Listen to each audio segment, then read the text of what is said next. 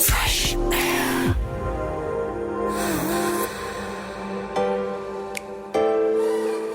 Hi, I'm Maisie McCabe, UK editor of Campaign, and welcome to Campaign's Media360 podcast, produced by Fresh Air Production, and recorded here at the 21st Conference in the Grand Hotel, Brighton. This year's theme was risk and innovation, so for this series we spoke to a huge range of marketing leaders to explore how they and their teams push the boundaries for their brands and clients. In this episode, Fresh Air's Director of Content, Michaela Hallam, spoke to Clare Chapman of EssenceMediacomX to explore how they encourage their clients to be innovative. For this episode, I'm joined by Clare Chapman, EssenceMediacomX CEO, or as she's very kindly said, I can refer to it from here on in the conversation, EMX. We start this conversation the same way with everybody, with a little bit about who you are and what you do. So, as you said, I'm CEO of EMX. We are, I guess, a media agency is the shorthand, but we do much more besides. We see ourselves as an agency who are at the crossroads between media and tech and data and creativity. Perfect for this theme of the conference this year, by the sounds of it. In that vein, actually, what has the merger of Essence and Mediacom allowed you to do that you weren't able to do previously? It's been fantastic, actually, for our people. We have adopted a new global proposition, which is all about breakthroughs for brands in the new comms economy.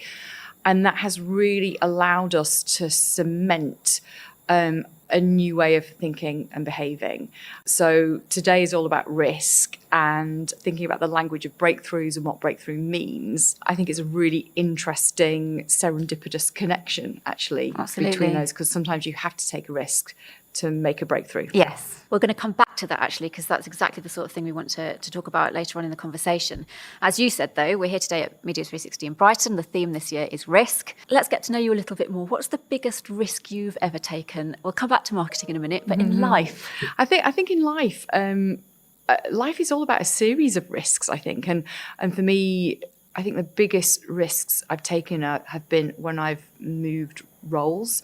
It's always a risk because I'm a person who attaches to, the business I work in and the people I work with and the propositions and the way of working. I tend to go really deep and create quite an emotional attachment with all of that. Yeah. So if ever I move to a new company or even to a new role, that's always a risk for me. It's always a big risk about, will I enjoy it? Will I be right for it? Yeah. Will I succeed? And for me, that does mean a lot. I don't take those things lightly. So Absolutely. Other people might think that's not a problem, but for me, that is big. And has it paid off? Mainly, yeah. I think I'm doing okay. And I'm still enjoying it. So that's good. Perfect. We're talking about kind of taking a risk in terms of what you're doing and how you present yourself as a business. You're a brand, essentially, in your own right. Do you think it's easier to identify brands that take creative risks rather than media or strategic risks? Definitely. Yeah, definitely. Because the creative risk, the creative message and how a brand shows up to the world in terms of how they look, what they say, is the visible thing, and it's the thing that everyone notices. The media stuff is what fuels it. It's behind the scenes. So actually, it's harder to recognise when risks are being taken in media and when they're paying off or not. We have recently done a big campaign, actually, where we took risks in media, and I think the clients were very brave to accept our suggestions.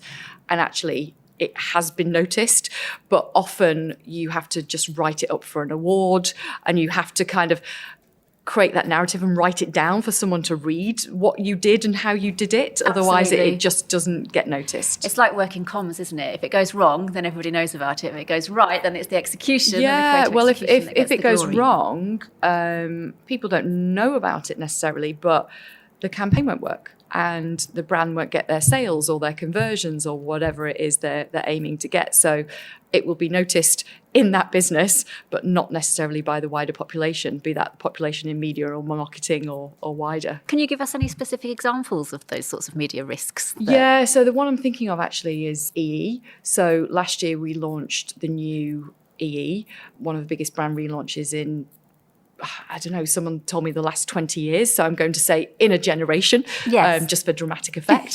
But I honestly think that might be quite accurate. And the campaign we did, even though it was a brand relaunch, the majority of the activity we did was addressable, because the campaign was based around different need states. Yes. So most of the media we planned was based around those need states as well. So it was not a traditional broadcast way of planning. Some people did notice it. So Google actually said independently it's the most sophisticated campaign they'd ever seen. But it was a big risk. We believe, we don't know any better, that it was probably the most addressable campaign that's ever been delivered in a brand launch way. And I think the clients were really brave and really bold to actually sign that off. But the results have been tremendous. That was a risk that pays off. I was served one of your out-of-home posters, actually. It's on my commute, and I noticed that every day, and it's perfectly suited to the new state of commuter space. I'm very pleased to hear it. But you're talking about kind of brands and relaunching a brand to that effect, and you're huge on branded content, like with TUI and Google, as you've just referenced. Do you think that's one of the most innovative areas in terms of risk-taking? Do you think that's where the opportunity lies in terms of brands being able to talk about themselves in innovative ways? Or do you think that brand safety means that they're more risk averse? It's really interesting, actually. We've seen a number of presentations this morning, and we have seen, brought up on screen and being described, brands taking risks. So I think not one of our clients, but very well talked about in the industry, Specsavers were talking earlier. And they were talking about how they have to really carefully, with their brand platform, which is all around humour, balance the messages between humour and actually the seriousness of taking care of your eyes and your ears. And they obviously have a really fantastic balance between those two things, and that brand platform has been running and it's really successful for them. So I think that's a perfect example of a brand who does take a risk but knows how to balance with it, with their core message and their core mission. And those kind of core truths that the audience can all kind of understand in the advertising as well. I think that works really, really well. As we've said, the conference is about risk. We talked about brands that innovate. But how do you push the people around you and in your teams to be able to take risks and innovate? And how do you kind of balance that? Because ultimately, as you say, you take a risk to make a breakthrough, but that doesn't always pay off. How do you kind of balance that culturally within the teams you work with? We are trying to not de-risk it, because we don't want to make it everything safe, but we're trying to make people feel emotionally and mentally confident and safe with making breakthroughs. So if you confront people with the idea of a breakthrough, it can seem very unachievable. And actually, it's like the word innovation. It seems like it has to be something big and groundbreaking and massive. And to a lot of people, they're quite scared of that, and they feel it's not something they're capable of.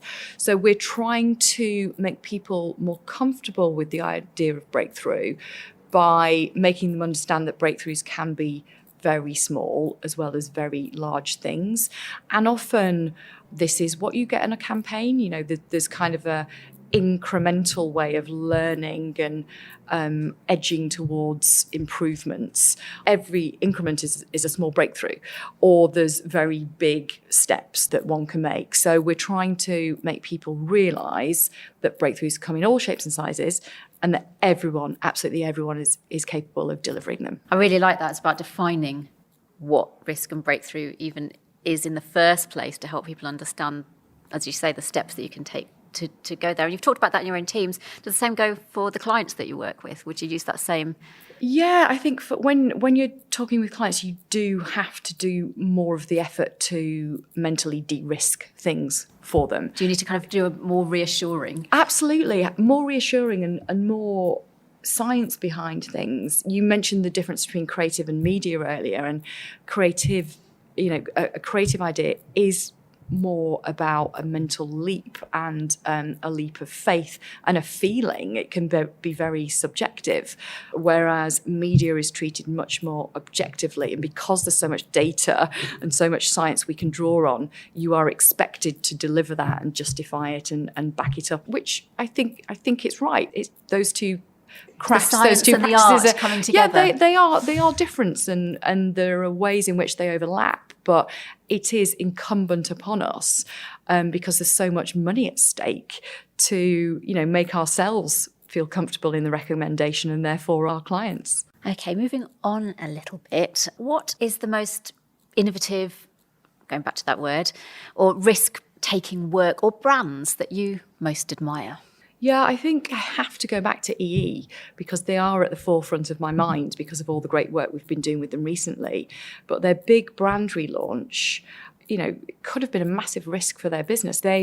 Within BT, they still have 3 brands, BT, EE and PlusNet.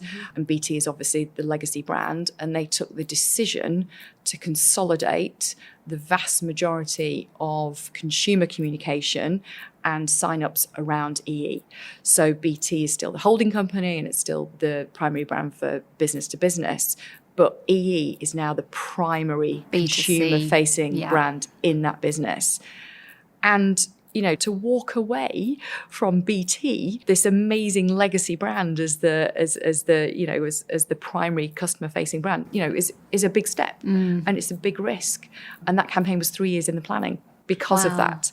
But I really respect them for doing that, and I think that is an example of clear innovation and forward momentum. Thank you. Okay, kind of winding up a little bit, we'll come back to the fact that we're at Media360. This is the 21st year of the conference. Happy birthday. Happy birthday. And it's the first time, though, in all those 21 years that Campaign has officially podcasted from the event.